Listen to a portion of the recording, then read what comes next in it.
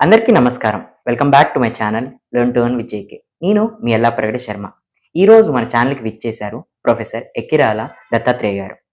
మనం ప్రీవియస్ ఎపిసోడ్‌లో కృష్ణతత్వం గురించి మనం తెలుసుకున్నాం. ఆయనకి 16,000 మంది భార్యలు.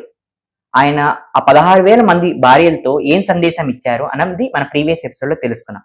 అలానే కామెంట్స్‌లో చాలా మంది ప్రేక్షకులు కామెంట్ చేసేది ఏంటి అంటే, ఈ మధ్య ప్రవర్తలు ఉన్నారు. వాళ్ళు జస్ట్ ప్రవచనాలు ఇస్తూ ఉన్నారు.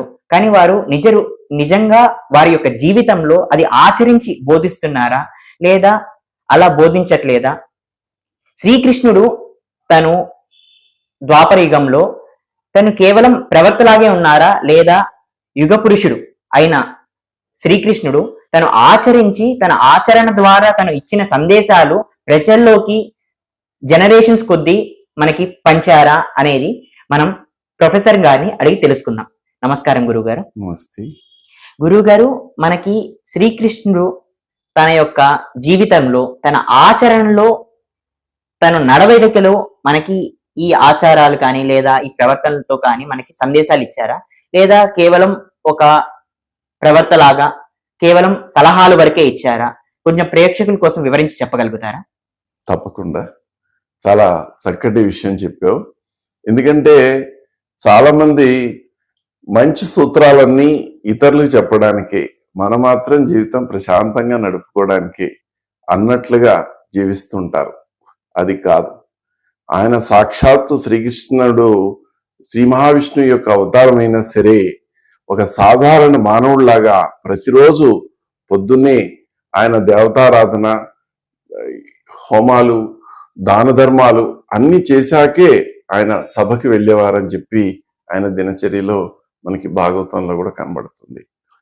అంటే ఏ ఘటన తీసుకున్నా సరే చాలా సందర్భాల్లో ఆయన ఎలా ఆచరించాలి దానికి ఒక చక్కటి ఉదాహరణ ఏం చేస్తామంటే, రాజసూయ యాగం చేసే టైంకి ధర్మరాజుకి పాండవులకి ఎలా చేయాలి ఏంటి అని సూచన ఇచ్చిన వాడు.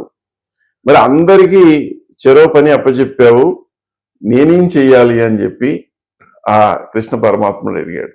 స్వామికి ఏం చెప్తారు? బంధువుడు, మిత్రుడు, భగవంతుడు అన్నీ ఆయనే కదా, ఆయనకేం చెప్పగలడు? ఆయనే తీసుకున్నాడు. మీ సభకి వచ్చేటువంటి మహాత్ములు, ఋషులు వాళ్ళందరికీ నేను కాళ్ళు కడిగి పాదసేవ చేస్తానన్నాడు.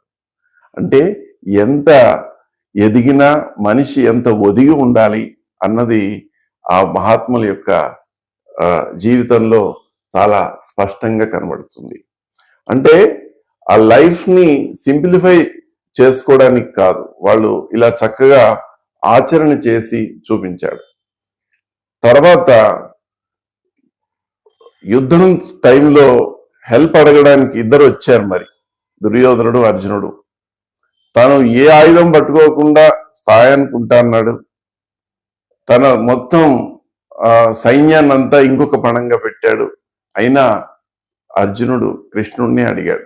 అంటే ధర్మం ఎటువైపు ఉంటే కృష్ణుడు అక్కడ ఉంటాడు, కృష్ణుడు ఎక్కడ ఉంటే అక్కడే విజయం ఉంటుంది అన్న విషయం విజయుడికి బాగా తెలుసు. మరి ఆయన అర్జున రథసారథిగా పేరు పొందాడు కదా.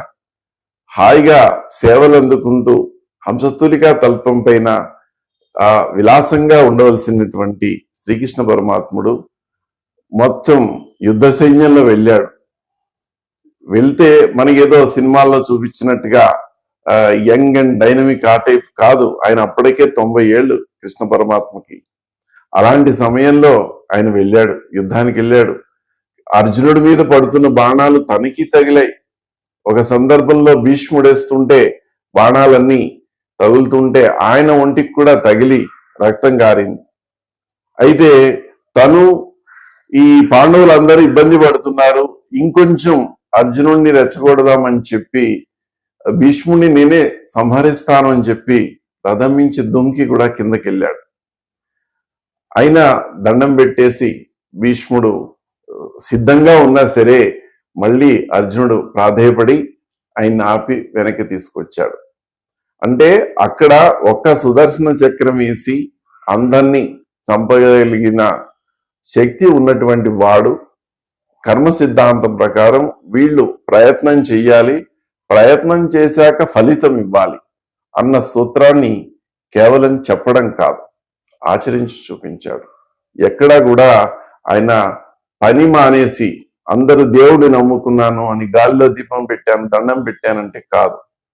జీవితంలో ఎలా నడవాలో చూపించాడు.